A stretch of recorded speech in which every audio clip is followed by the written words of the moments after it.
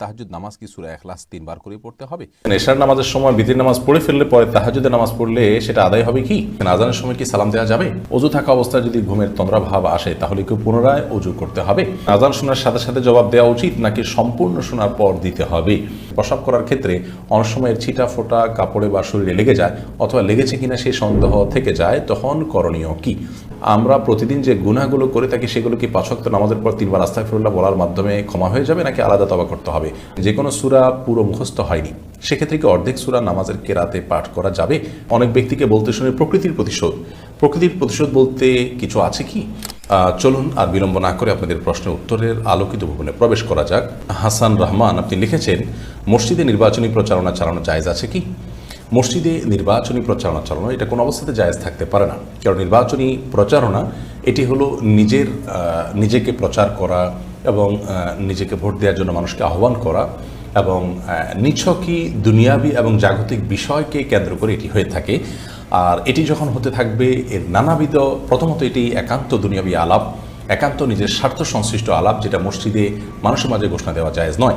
নবী করিম সাল্লাল্লাহু আলাইহি সাল্লাম সূরা আবু দাউদ সহ বিভিন্ন হাদিসে কিতাবে বর্ণিত হাদিসে তিনি বলেছেন যে ব্যক্তি মসজিদে কোনো হারানো জিনিসের ঘোষণা দেয়, আল্লাহ যেন তাকে সেটা ফিরিয়ে না দেন। তার মানে মসজিদে হারানো জিনিসের ঘোষণা দেওয়া জায়েজ নয়। মসজিদে আমার কোনো জিনিস হারিয়ে গিয়েছে বাহিরে বা মসজিদে, সেটার ঘোষণা মসজিদে দেওয়া যদি না জায়েজ হয়, তাহলে নির্বাচনী প্রচারণা মসজিদে করার কোনো জায়েজ হওয়ার সুযোগ থাকতে পারে না, কারণ এটাও দুনিয়াবি বিষয়। তাছাড়া এ ধরনের প্রচারণার ফলে এক পক্ষ প্রচার করবে, আরেক প্রতিপক্ষ আসবে প্রচার করতে, তারা একরকমের কথা বলবে, অপরপক্ষ এসে অন্য রকমের কথা বলবে, এবং এখানে পাল্টাপাল্টি হতে পারে, বিশৃঙ্খলা হতে পারে, এবং হওয়াটা স্বাভাবিক হয়ে থাকে অহরহ বাস্তবতাও তাই।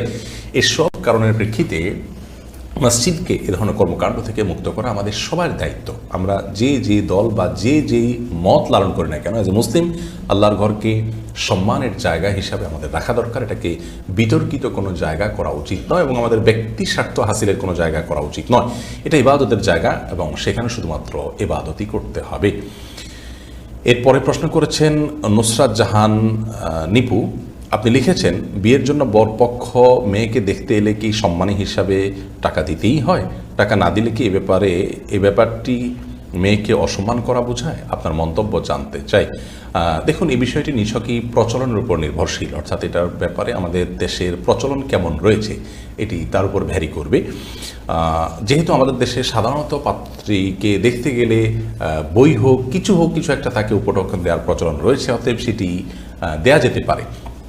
এটি দিতেই হবে এমন কোনো বাধ্যবাধকতা যেমন নাই, তেমনিভাবে এটি না দিলে যদি অপমানকর মনে হয়, মানহানিকর মনে হয়, মেয়েকে আপনি অপছন্দ করলেন, সেই সাথে কোনো পাত্তাই দিলেন না, এরকম মনে হয়, তাহলে সেক্ষেত্রে সেটি করা উচিত নয়। কিছু না কিছু হাদিয়া বা উপঢৌকন দেওয়া উচিত। এটি সেরাই কোনো বিষয় নয়, নিছকই আপনার প্রচলনের একটা বিষয়। শরীয়তের মৌলিক নির্দেশনা হলো মানুষকে অসম্মান করা যাবে না। কোনো সমাজে বিশেষ কোনো কর্মকাণ্ডকে অসম্মানকর, মানহানিকর মনে করা হলে সে কাজ থেকে বিরত থাকতে হবে, যেহেতু সেটি মানুষের অপমানের কারণ হয়। তবে বিয়েতে মেয়ে দেখতে গেলে, পাত্রী দেখতে গেলে তাকে কিছু দিতে হবে, এটা শরীয়তের কোনো নির্দেশ নয়। কেউ যদি না দেন এবং অপমান করা তার উদ্দেশ্য না হয়, বা এবং তিনি না দেওয়াতে তারা মেয়ে পক্ষ অপমানিত হবেন না, এরকম হয়, তাহলে সেক্ষেত্রে এটা না দিলে কোনো অসুবিধা নেই। এমনি সালেহিন আজাদ লিওন আপনি লিখেছেন, আজানের সময় কি সালাম দেওয়া যাবে? এর উত্তর হলো, আজানের সময় প্রত্যেক মুসলিমের কর্তব্য হলো আজানের বাক্যগুলো শুনতে পেলে তার জবাব দেওয়া, অর্থাৎ মুয়াজ্জিন যা বলে তা বলা। কারণ সহিহ বুখারীর বর্ণনায় আসছে, ইযা সামি'তুমুন নিদা ফাকুলু মিসলা মা ইয়াকুল মুয়াজ্জিন, যখন তোমরা আজান শুনতে পাবে তখন মুয়াজ্জিন যা বলে তোমরা হুবহু তা বলবে। নারী পুরুষ সকলের জন্য আমলটি প্রযোজ্য। বিধায় মুয়াজ্জিন যখন আল্লাহু আকবার বলবে, আমরা আল্লাহু আকবার বলবো। এভাবে যা বলবে সাথে সাথে তা বলবো। শুধু হাইয়া আলাস সালাহ হাইয়া আল ফালাহ বলার সময় আমরা লা হাওলা ওয়ালা কুওয়াতা ইল্লা বিল্লাহ পড়বো। এরকম বললে মুয়াজ্জিন আজান দিয়ে যে পরিমাণ সওয়াব পাচ্ছেন, আমরা জবাব দিই ইনশাআল্লাহ বিইذنিল্লাহ তার সমপরিমাণ সওয়াব পাবো। বিভিন্ন হাদিস থেকে সেটি বোঝা যায়। এজন্য আজানের সময় সালাম দেওয়া চাইতে আজানের জবাব দেওয়াটা গুরুত্বপূর্ণ আমল।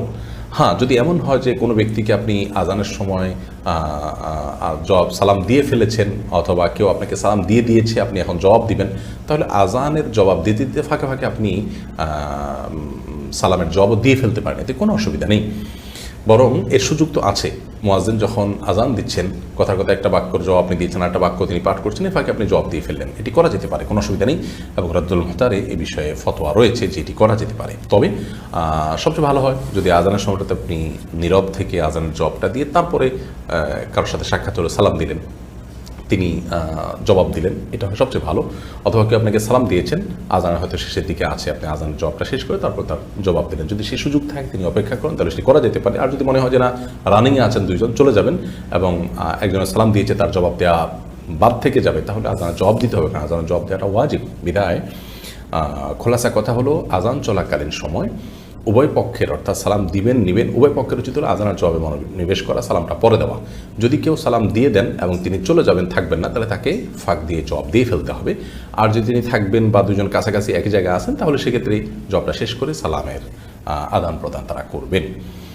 এরপরে টিটু পপি আপনি লিখেছেন, আজান শোনার সাথে সাথে জবাব দেওয়া উচিত নাকি সম্পূর্ণ শোনার পর দিতে হবে?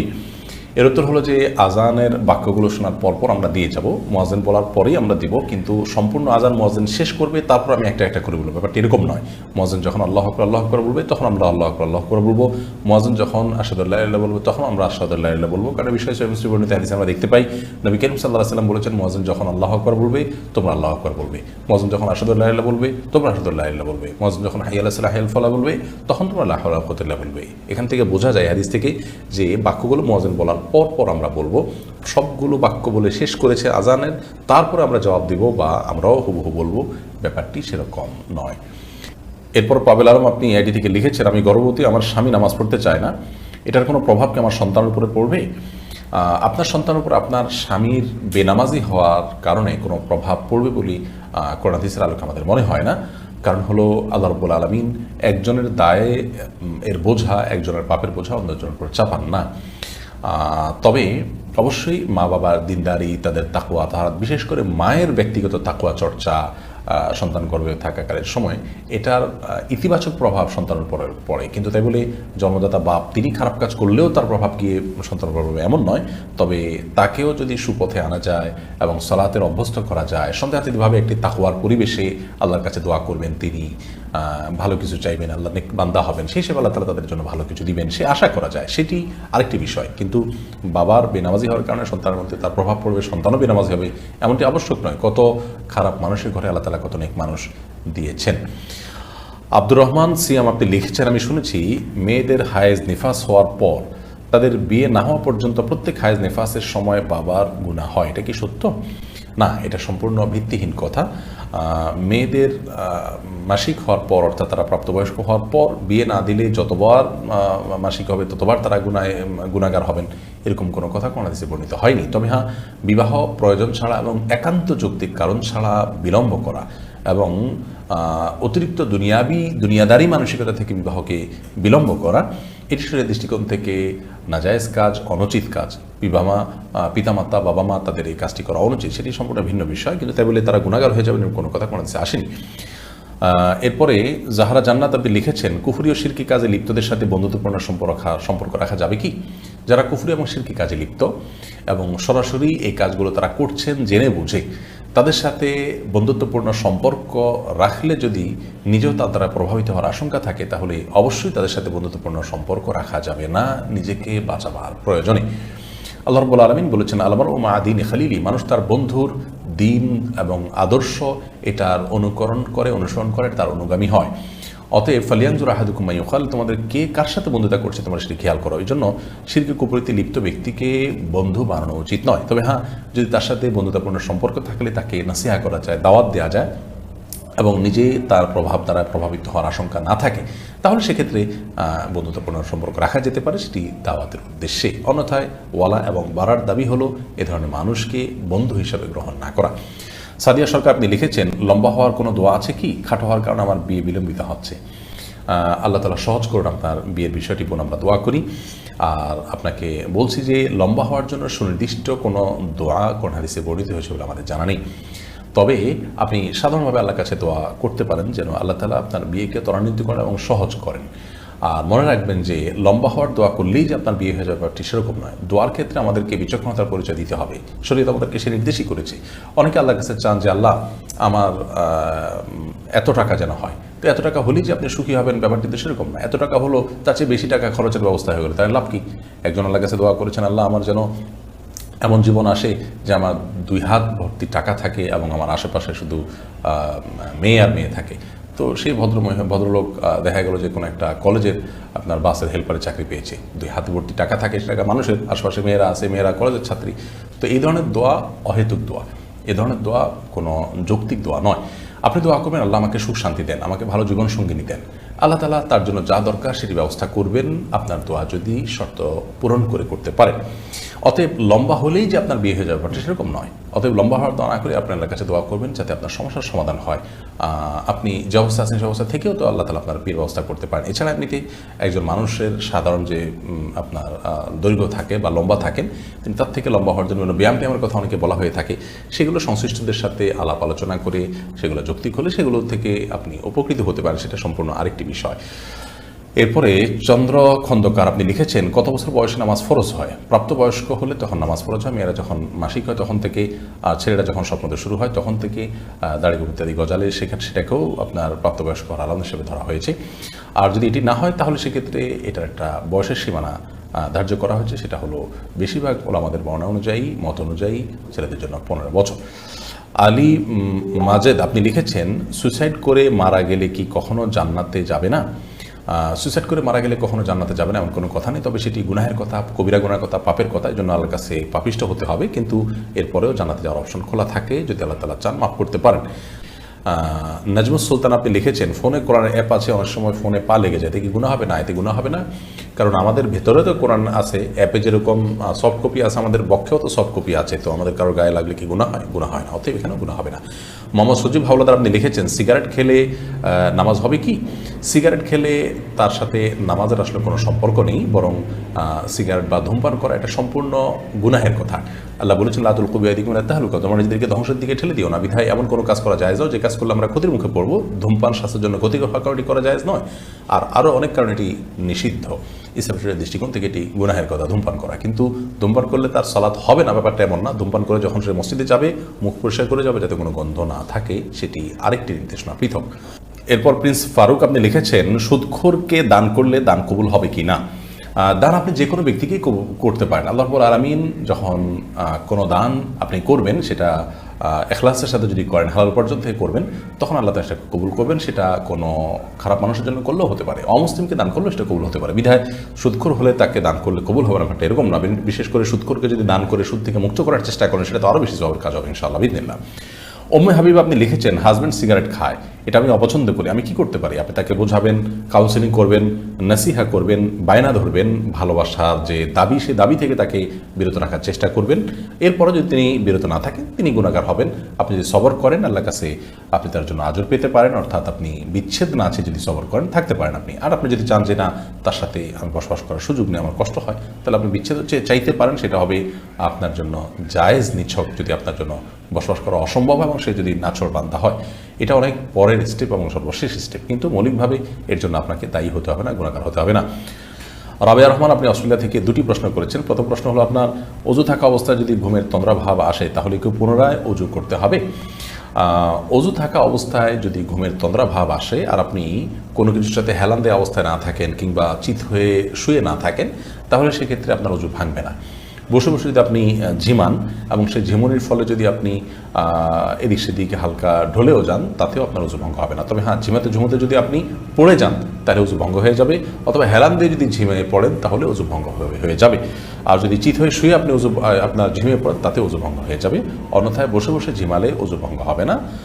আর দ্বিতীয় প্রশ্ন হলো, আপনার পবিত্র কোরআন পাঠ করার সময় যদি ছোটো বাচ্চারা কোরআন ধরে বা ছুঁয়ে দেয়, তাহলে কি কোনো গুনাহ হবে বাচ্চার? বা আমার নিজের বাচ্চার তো গুনার প্রশ্নই নেই, কারণ তার কোনো খাতাই খোলেনি, প্রাপ্তবয়স্ক করার পর্যন্ত তার কোনো জবাবদিহিতাই নেই।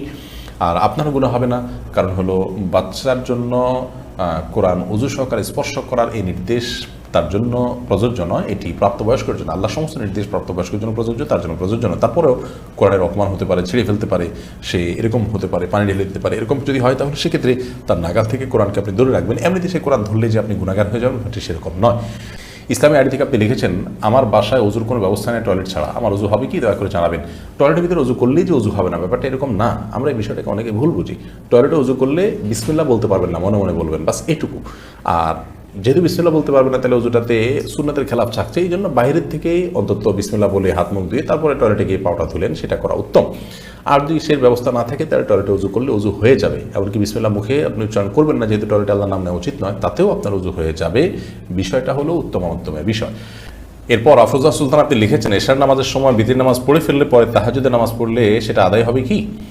মৌলিকভাবে সুন্নাহ হলো, কেউ যদি ভোর রাতে উঠে তাহাজ্জুদের সালাত পড়বেন, সেই ইচ্ছা এবং নিয়ত থাকে এবং তিনি ভোর রাতে উঠে তাহাজ্জুদ আদায় করতে পারবেন এবং এই মর্মে তার নিজের প্রতি নিজের আত্মবিশ্বাস থাকে, প্রবল সম্ভাবনা থাকে, তাহলে তিনি ভিতরের সালাতকে রেখে দিবেন, অর্থাৎ এশা এবং সুন্নাত পড়ে শুয়ে পড়বেন এবং ভোর রাতে উঠে আল্লাহ যতটুকু তৌফিক দেন তাহাজ্জুদ সালাত আদায় করার পর ভিতির পড়ে রাতের সালাতকে শেষ করবেন, তারপরে শুধু ফজরের জন্য অপেক্ষা করবেন। এটি হলো সুন্নাহ। কারণ নবী করিম সাল্লাল্লাহু আলাইহি ওয়াসাল্লাম বলেছেন, এই জালু আখিরা সালাতিকুম বিল্লাইলি বিতরা, তোমাদের রাতের শেষ সালাত হিসাবে ভিতরের সালাতকে তোমরা রাখবে, অর্থাৎ ভিতরের সালাত দিয়ে রাতের সালাতকে পরিসমাপ্ত করবে। এজন্য এটা হলো সুন্নাহ। ভোর রাতে আপনি তাহাজ্জুদ পড়বেন এবং ওঠার সম্ভাবনা প্রবল আছে, এরকম হলে আপনি ভিতর পড়বেন না, বরং অপেক্ষা করবেন। আর যদি এমন হয় যে ভোর রাতে আপনি তাহাজ্জুদের জন্য উঠতে পারেন কি না পারেন, আপনার এটা নিয়ে যথেষ্ট আশঙ্কা হয় এবং নিজের প্রতি নিজের আত্মবিশ্বাস না থাকে, তাহলে সেক্ষেত্রে আপনি ভিতরের সালাত পড়ে ফেলবেন এশার পরে সুন্নাতের পাশাপাশি, এবং ভোর রাতে আল্লাহ যদি ওঠার তৌফিক দেন তখন আপনি তাহাজ্জুদের সালাত আদায় করতে চাইলে করতে পারবেন, তাতে তাহাজ্জুদ আদায় হবে ইনশাআল্লাহ বিইذনিল্লাহ। কারণ মৌলিকভাবে বিতির শেষে পড়া উত্তম হলেও কখনো যদি কেউ বিতির আগে পড়ে ফেলার পর তাহাজ্জুদ পড়ার সুযোগ তৈরি হয়, তাহলে তাহাজ্জুদ পড়া যাবে।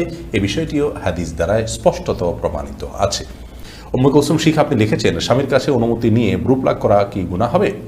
যে বিষয়টি শরীয়ত জায়েজ করেনি, সে বিষয়টি স্বামীর অনুমতি সাপেক্ষেও জায়েজ হবে না। এরপর কে আকাশ এআডি থেকে আপনি লিখেছেন, একজন দিনদার জীবনসঙ্গী কীভাবে পাবো?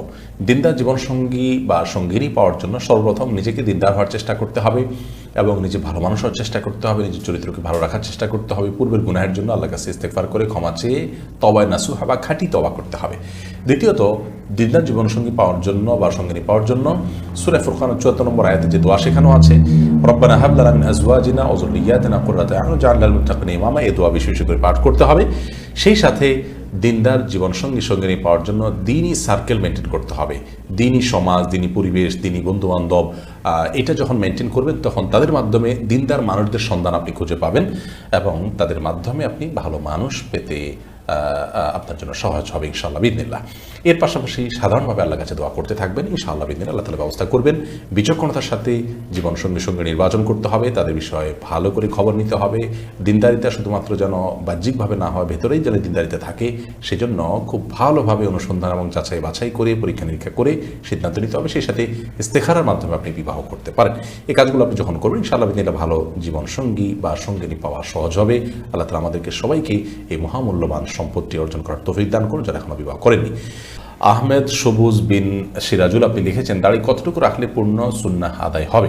দাড়ি রাখার ক্ষেত্রে কোরআন এবং সুন্নাহ নির্দেশনা হলো লম্বা করো, দাড়িকে লম্বা করবেন। নবী করিম সাল্লাল্লাহু আলাইহি ওয়াসাল্লাম হাদিসগুলোকে আমরা দেখতে পাই, তিনি আফুল্লুহা আর খুল্লুহা, তিনি দাড়িকে তোমরা ছেড়ে দাও, দাড়িকে তোমরা লম্বা করো, এরকম নির্দেশ করেছেন। তবে আব্দুল্লাহ ইবনে ওমর রাদিয়াল্লাহু তাআলা আনহু, আবু রাদিয়াল্লাহু তাআলা সবিন সাহাবী থেকে দাড়ি এক মুষ্টি হওয়ার পরে অতিরিক্ত অংশ কাটার বিষয়টি প্রমাণিত হয়। বুখারীর বর্ণনায় এরকম একটা হাদিস রয়েছে, হজের সময় হয়েছে। হজের সময় হলে যে এটা হজের জন্যই ফিক্স সেটারও কোনো প্রমাণ নাই, যার কারণে বাইরেও হতে পারে। এই জন্য এক মুষ্টির পরে চাইলে কেউ কাটতে পারে, কিন্তু যদি কেউ এক মুষ্টির বড় রাখেন তিনি কোনো গুনাহ করেছেন এমনটি করা যাবে বলা যাবে না, কারণ রাসূল আকরাম সাল্লাল্লাহু আলাইহি ওয়াসাল্লাম লম্বা করতে বলেছেন, তিনি কাটার কোনো নির্দেশনা দেননি। হ্যাঁ, কারণ যদি দাড়ি অনেক লম্বা হয় এবং তার ফলে ধরুন বোতামের সাথে লেগে যায়, তার জন্য কষ্টের কারণ হয়, পেশাবের ছিটা আসে, নানাবিধ অসুবিধা তৈরি হয়, তাহলে এক মুষ্টির পরে তিনি চাইলে কাটতে পারবেন। কিন্তু কেউ না কেটে যদি লম্বা করেন এবং তার অসুবিধাতে যদি না হয়, তাহলে সেক্ষেত্রে তাকে নিয়ে তাচ্ছিল্য করা বা ট্রল করার কোনো সুযোগ নেই। এরপর প্রশ্ন করেছেন রানা, আপনি লিখেছেন, অনেক ব্যক্তিকে বলতে শুনে প্রকৃতির প্রতিশোধ।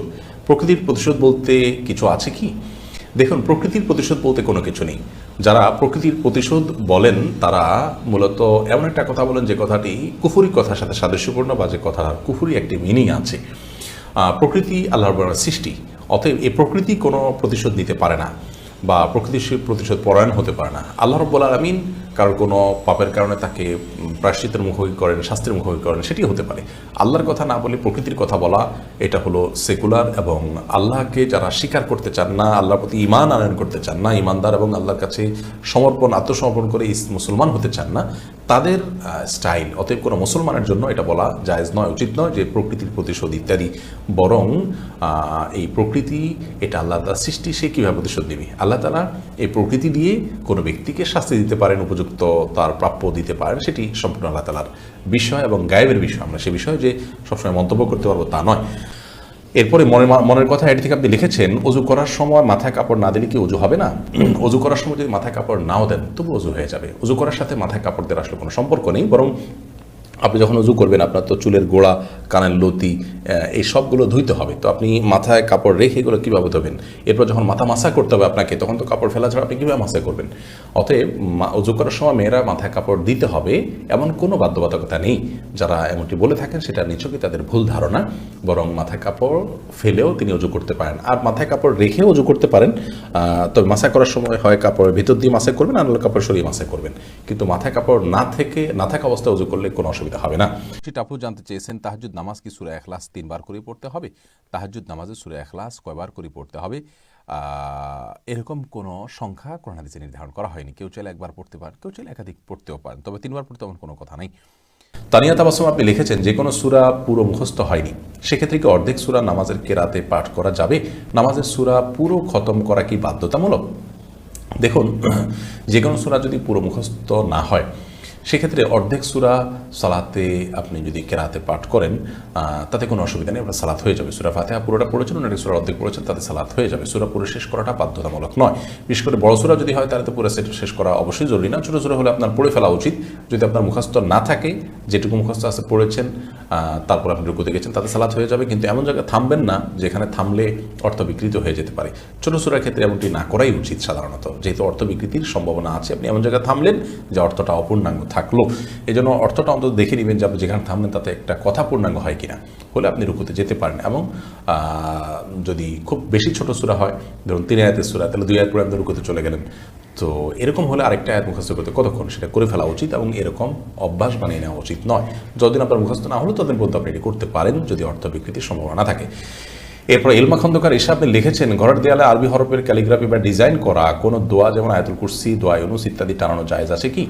এগুলো টানানোতে আমি মৌলিকভাবে খারাপ কিছু দেখি না। হারামাইনের বিভিন্ন দেয়ালে ও কোরআন কারীমের বিভিন্ন আয়াতের অংশ বিশেষ লেখা আছে, এবং আপনারা জানেন যে কাবার যে গিলাফ, সেখানেও কোরআন কারীমের আয়াত লেখা আছে। তো কোরআন কারীমের আয়াত লেখা থাকলে সেটাকে মানে ঝুলিয়ে রাখা, টাঙিয়ে রাখা সম্মানজনকভাবে, এটাতে কোনো দোষী কিছু দেখি না আমি। অনেকে বাধা দেন বা নিষেধ করেন, তারা কৃষি ভিত্তিতে নিষেধ করেন, আমি জানি না। শরীয়তে কোনো কিছু নিষেধ করতে হলে তার কোনো ভিত্তি এবং রেফারেন্স থাকতে হয়।